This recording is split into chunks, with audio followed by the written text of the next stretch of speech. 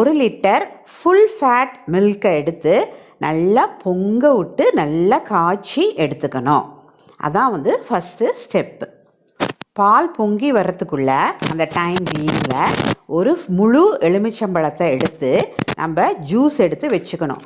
கொட்டையை நம்ம நீக்கிடணும். கொட்டை இல்லாமல் எடுத்து ஜூஸ் பிழிஞ்சு நம்ம வச்சுக்கணும். ஒரு கிண்ணத்தில் ஸ்டோர் பண்ணி வச்சுக்கணும்.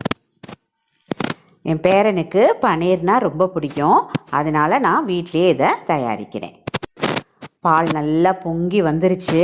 இந்த டைமில் நம்ம எடுத்து வச்சுருக்கோம்ல எலுமிச்சம் ஜூஸை, அதை கொஞ்சம் கொஞ்சமாக ஆட் பண்ணி நல்லா கவர் ஆகிற அளவுக்கு சுற்றிலும் ஊற்றி வைக்கணும்.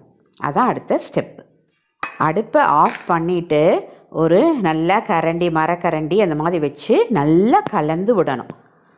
ஒரு 3 மினிட்ஸ்க்கு நல்லா கலந்து விட்டிங்கன்னா தனியாக அந்த வே அப்படிம்பாங்க, அந்த